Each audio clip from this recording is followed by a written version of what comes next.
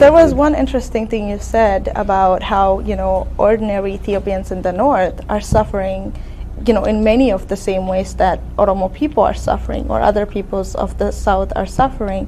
And it seems to me that, the elite have, on the one hand, convinced these ordinary northern Ethiopians that this great history and this great myth belongs to them. Yeah. And then the Oromos are the enemy. Yes. And I think that really plays into the resistance because they think this myth benefits them when in reality it does not. It does not, yeah. It does not. The thing is, it's when you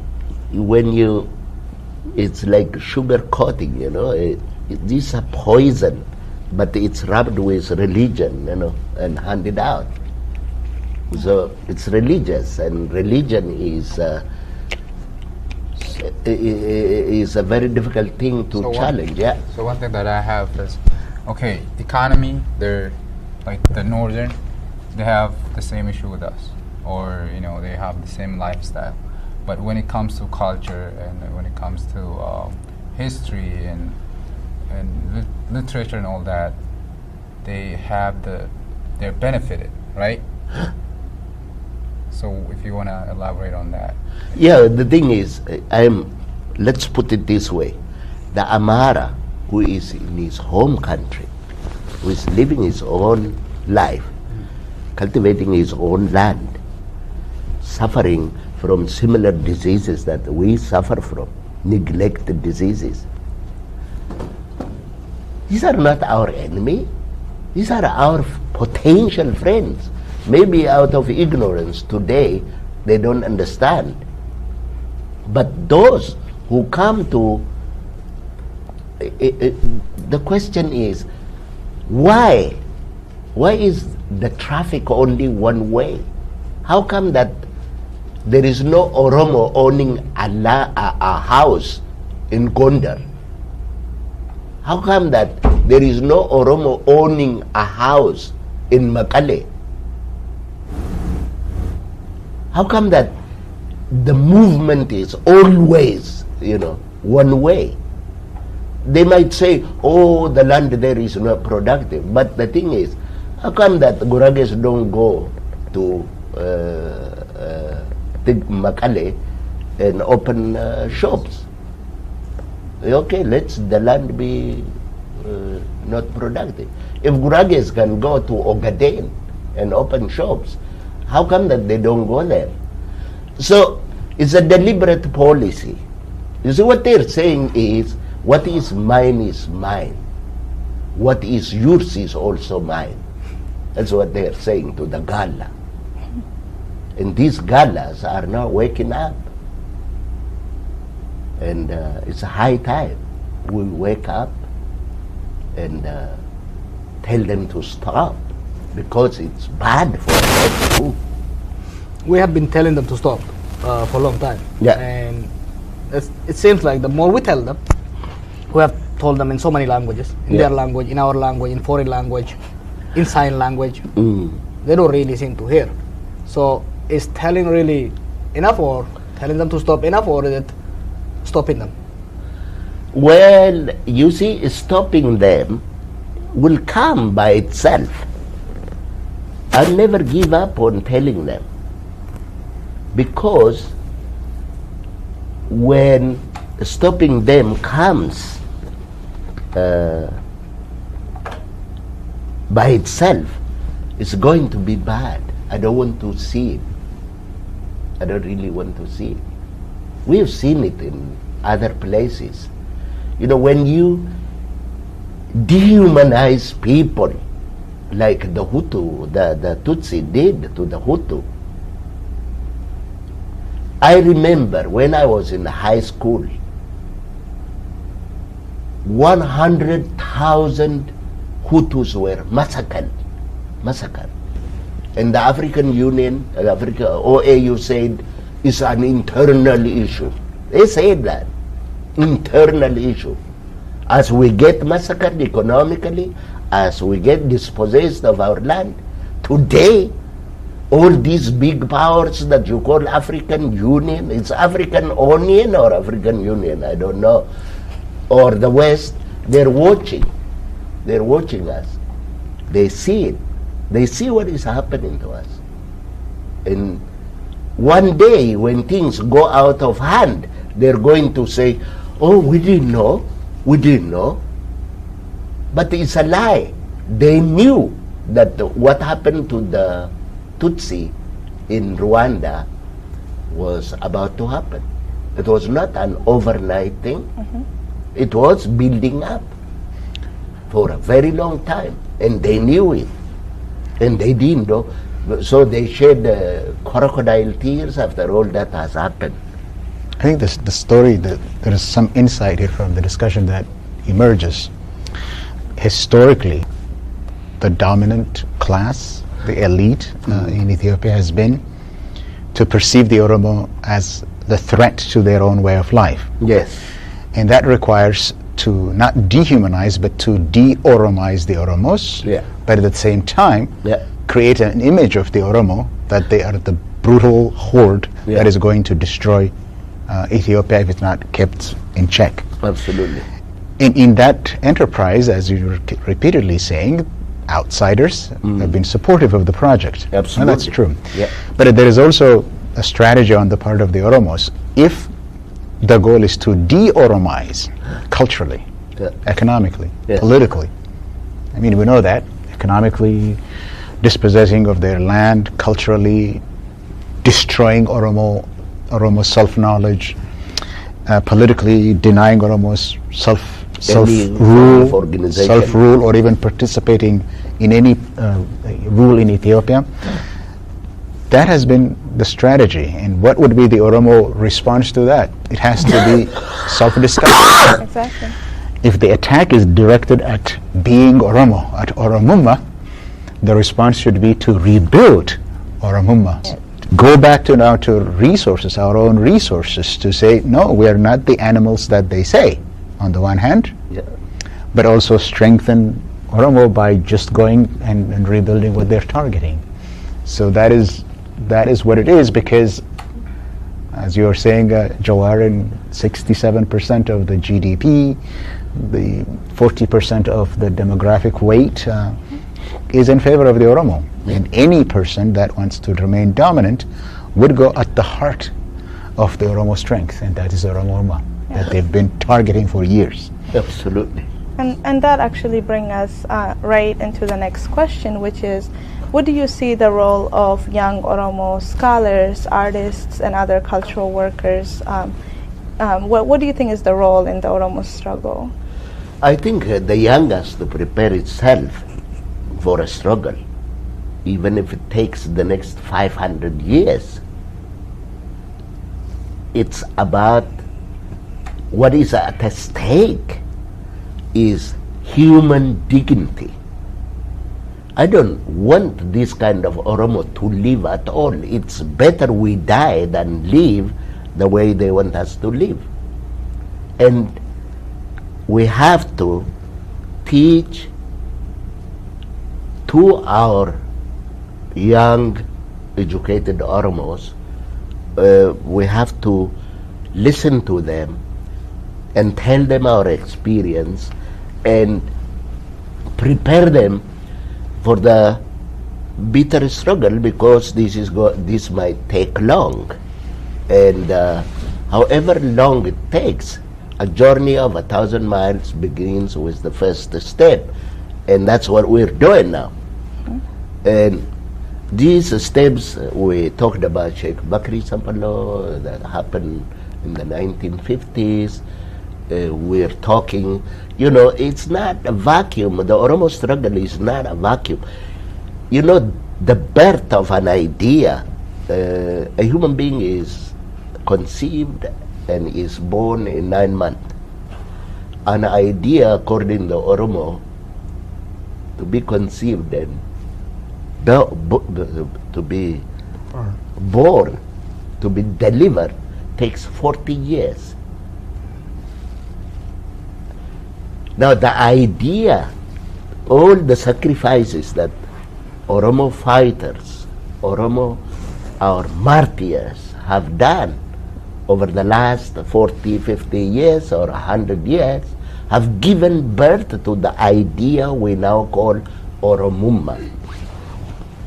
This Oromumma, the Oromo personality, wants to be free, wants to be equal, wants to be independent.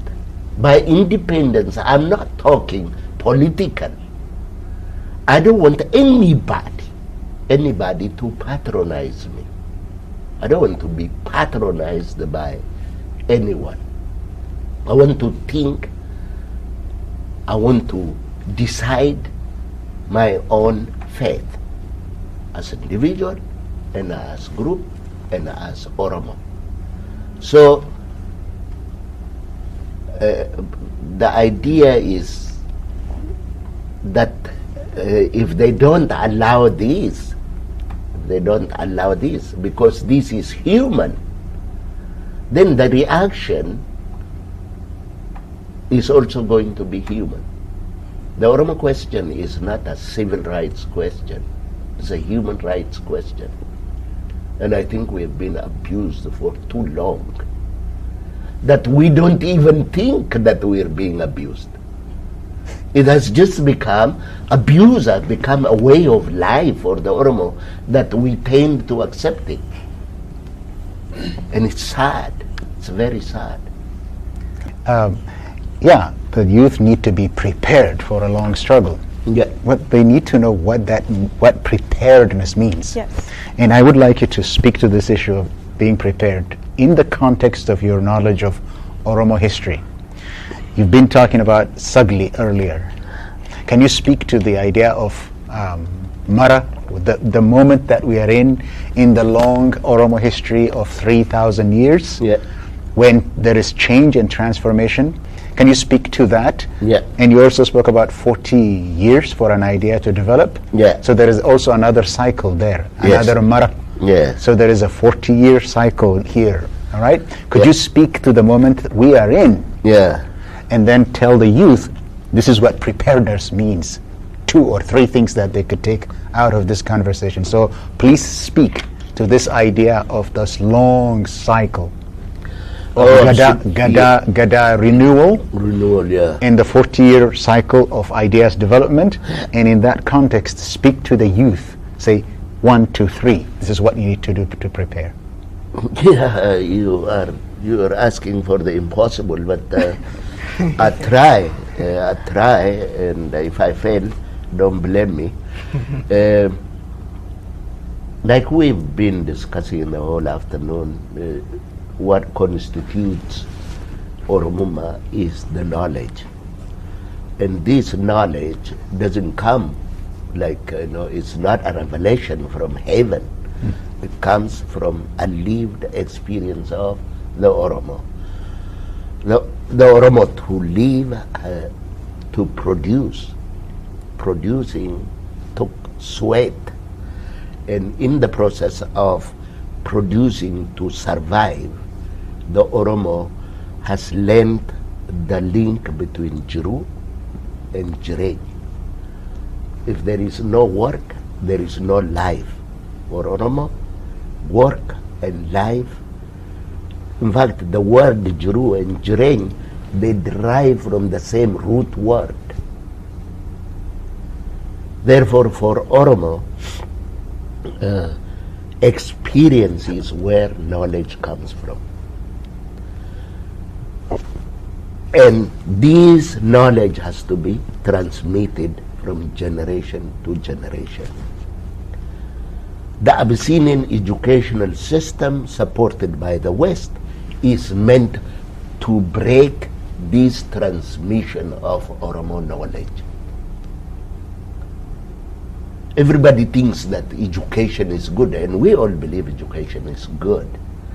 But if education is to make you forget what you already know, that's not called education, that's called sorcery. You're being sorcered.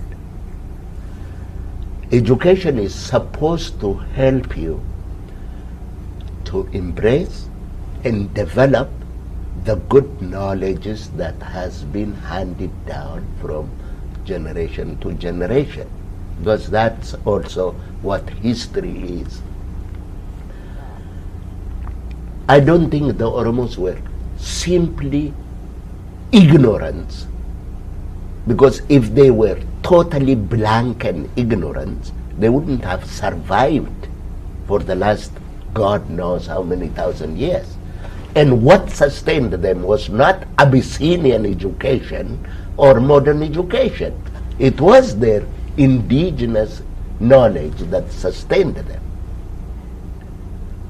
And to just discard this treasure that goes back thousands of years is really a huge foolishness on the part of the Oromo in the first place, and on the part of those who want to bury this for good, and on the part of the West itself, because this is not only Oromo, it is a body of the human knowledge that is being chopped off and being buried.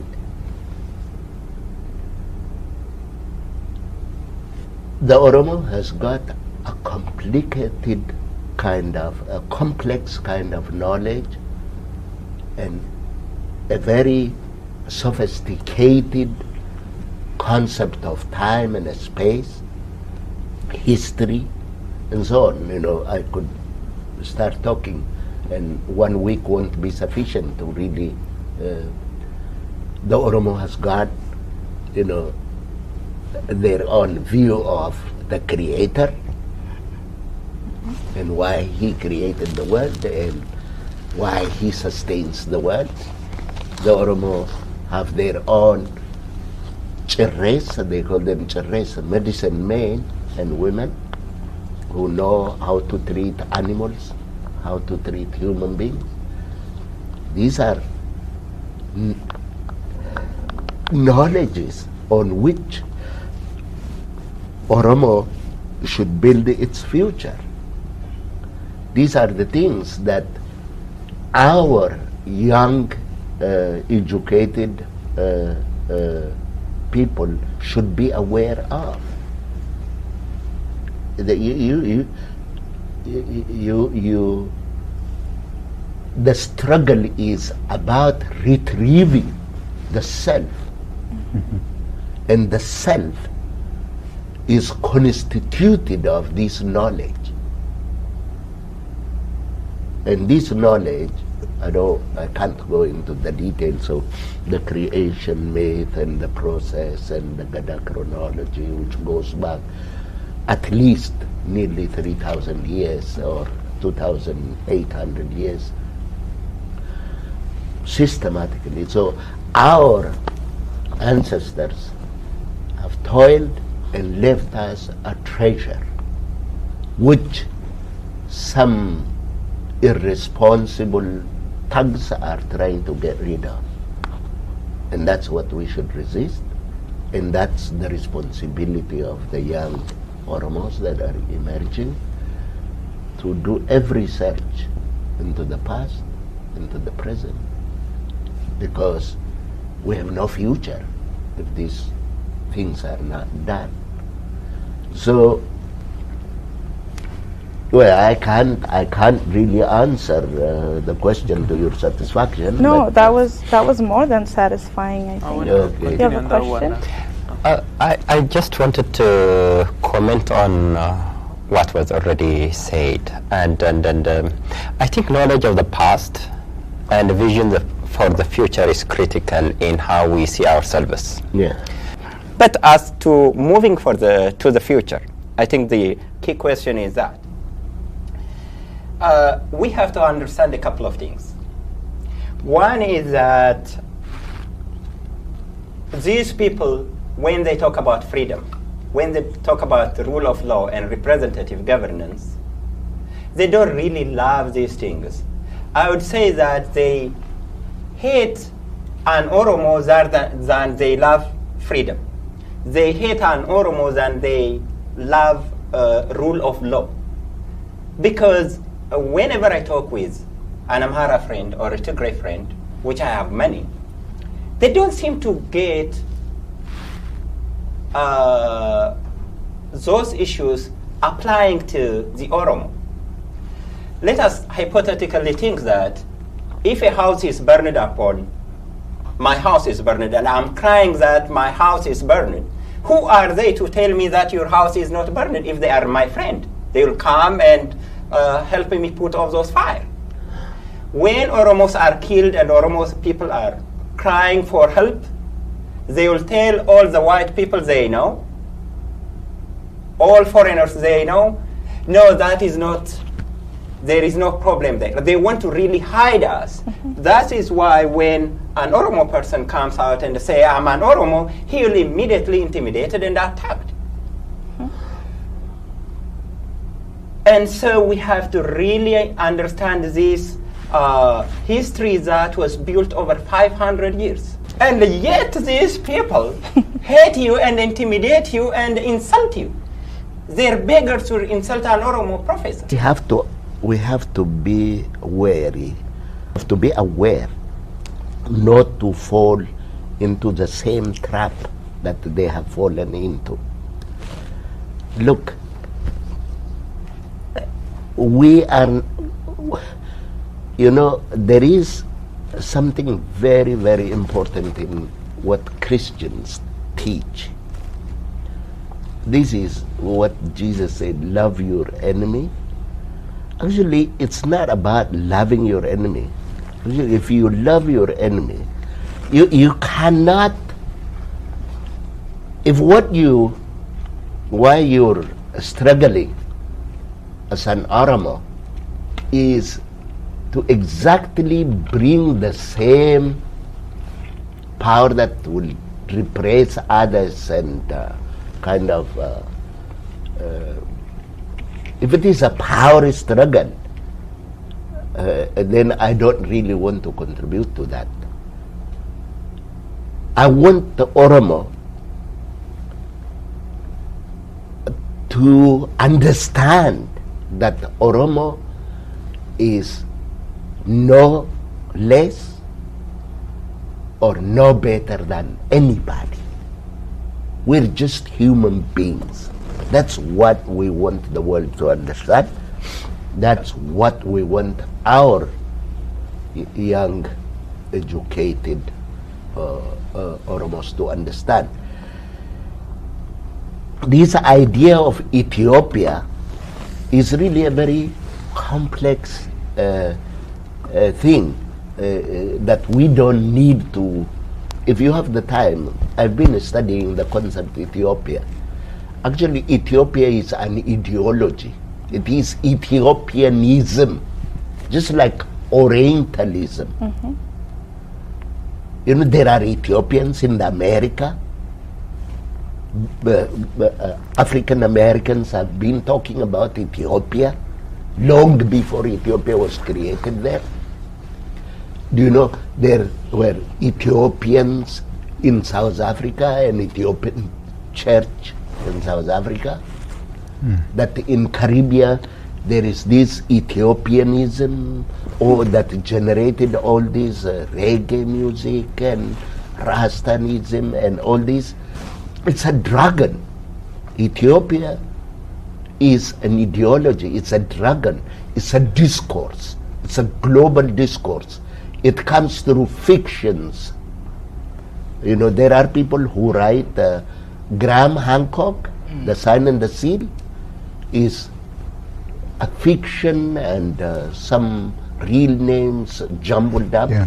What reminded me falling into that trap that you just said when we speak about that, there was something that you asked about the youth. And the message that he transmitted is that explore, learn, and know thyself. Know yourself. That's it. Know who you are. And I said thyself, speaking in a sort of religious language. And my friend was talking about religion. There's this knowledge that Gemetchu talked about, and that's what I wanted him to highlight. And when he speaks about cycle, it's really important. Cycle is very, very important in Oromo history and understanding of the universe itself.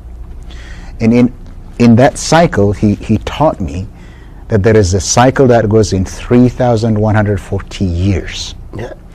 And he told me in 1992 we came to that long cycle of 3,140 years in 1992. Yeah.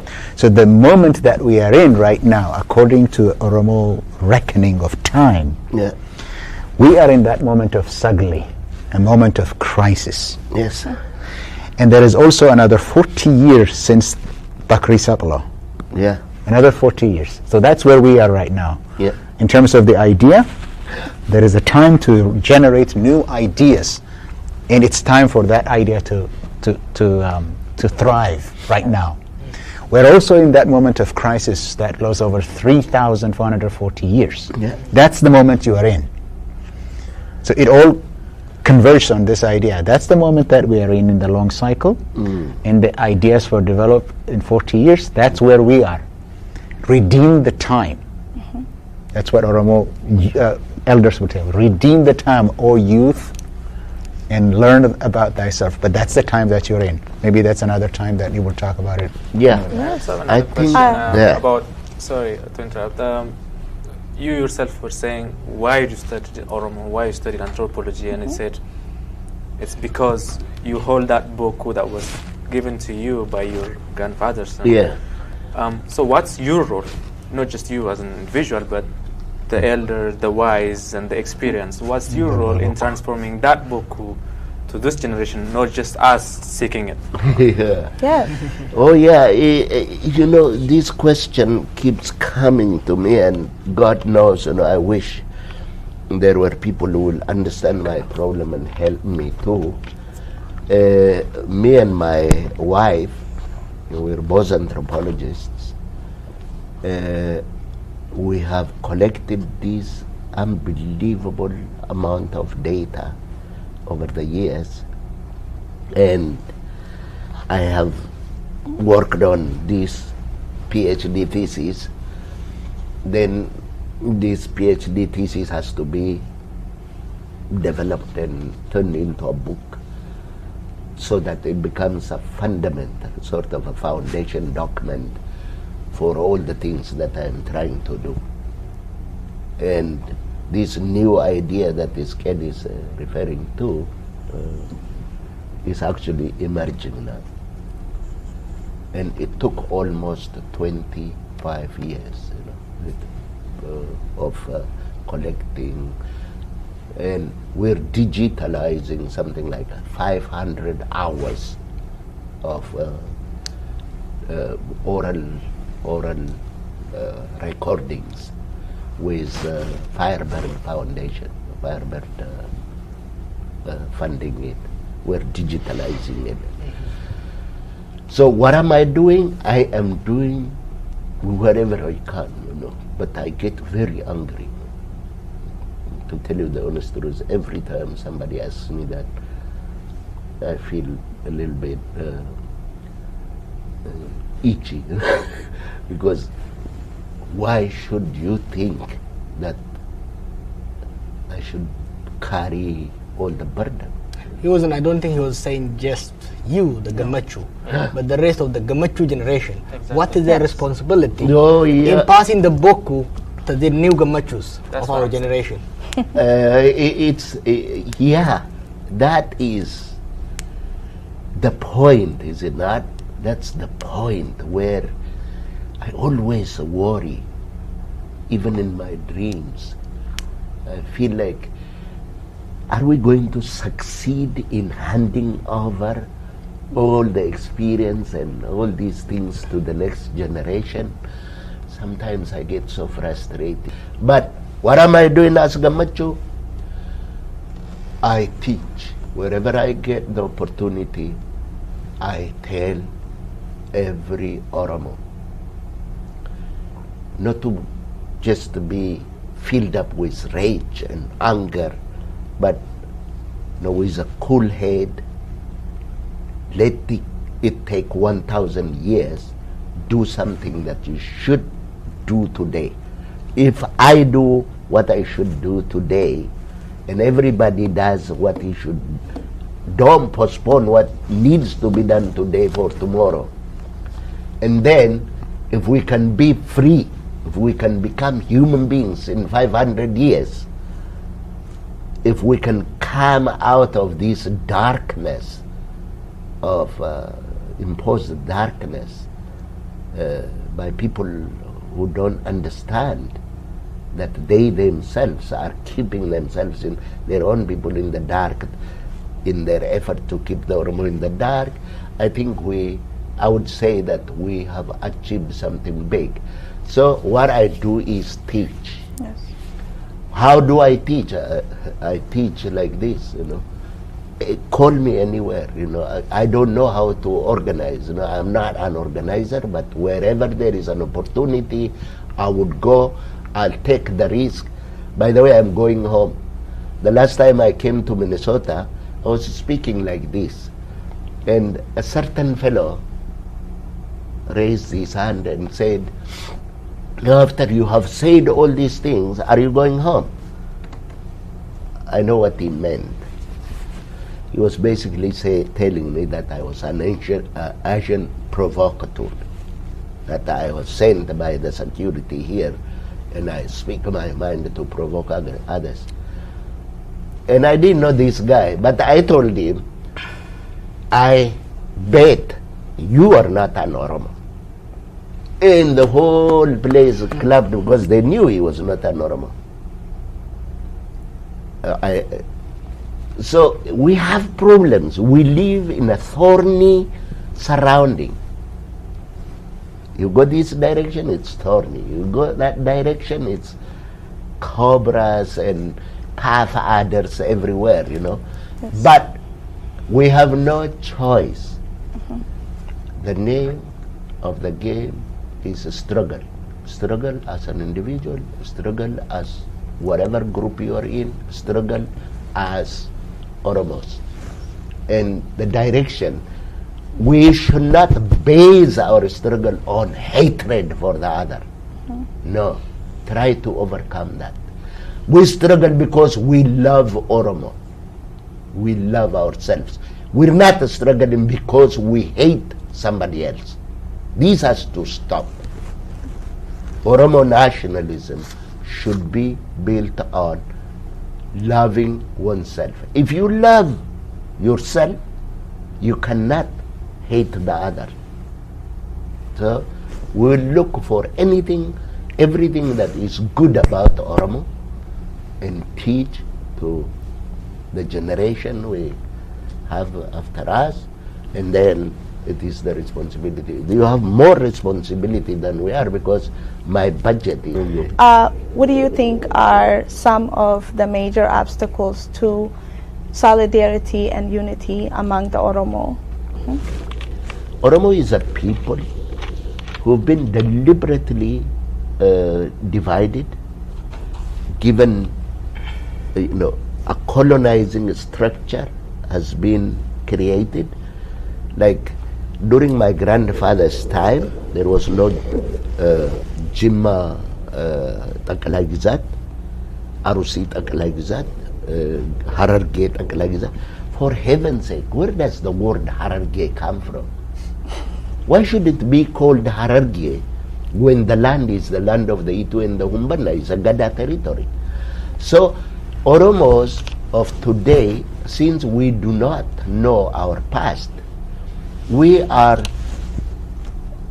mistaking the colonizing structure for Oromo, which it is not. Nothing called Wallaga existed during my grandfather's day. It was Macha. That's what my grandfather knew. Macha and Tulama. That was a Gada territory. Now you have Wallaga. And Wallaga was a very tiny place around Lakamt, where it's called the Ardajila. People used to, it is where people sit facing different directions when on the Ardajila. There is this group that they relate to each other as Sumsum, and they're not supposed to face each other when they settle. Malif Wallaga. And that tiny spot has been taken and given to the whole of that territory. So these people, these colonizers, have really distorted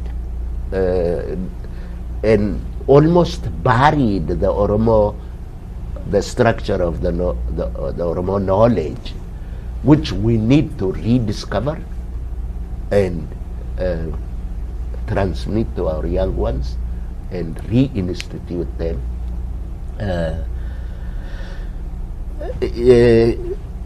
Now your question is, could you remind what's the me? Oromo concept of unity?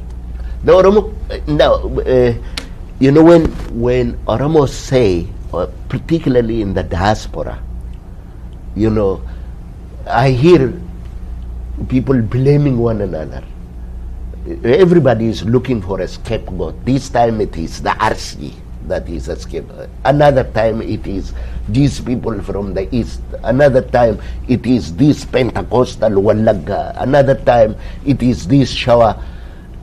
You know, this is normal. We've been separated for almost 200 years. Since the Gada was destroyed, the center of the Abamuda was destroyed, Oromo was dismantled and scattered.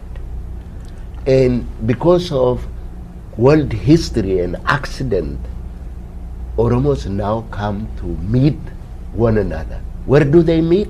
Outside Oromia, in a foreign land. And they see each other. Everybody had, those who come from Walaga had a completely different idea of those who come from Arsi or those who come from Harar. Those who come from Harar have their view about Walaga is not realistic. So they encounter each other and then things fall apart and then you have to look for someone to blame. This is normal. It doesn't discourage me at all. And Oromo is a wonderful people. Just doesn't buy to a dictator's idea and follow one line. That's actually what created a disaster with the so-called Ethiopia, because they have this Nugus system. One person always, decides on the life of everybody. It is good to have a leader, but a leader emerges from consensus. Oromo, in order to find out what this consensus is, the young Oromos will have to go back and find it in their own tradition. The Gada and the Kalu, the Wayu, the Hayu, the Taraba, the Ukisu, the Dawa, and the Ibayu, the Busa, and the Gonofa. It's there. It's there out there. Go and look for it and reassemble it. Don't expect it like Gemetchu is going to give the solution. Nobody has a solution. Every generation has to find a solution by using the same resource. Yes. We have tried to use, Ali Birra has tried to use the resources of Oromo oral tradition in order to make all these songs that has awakened the Oromo nation. If you are doing something else in another area, you have to go and find out and see how you can utilize those resources. Bineensi bineensuma tokkolleen waan aannahu nyaatamuun kiyya loolu deessuus waa duraan bahu humna too jabeeffadhee xiyya koo qopheeffadhee lachuutu ofirraa da'u.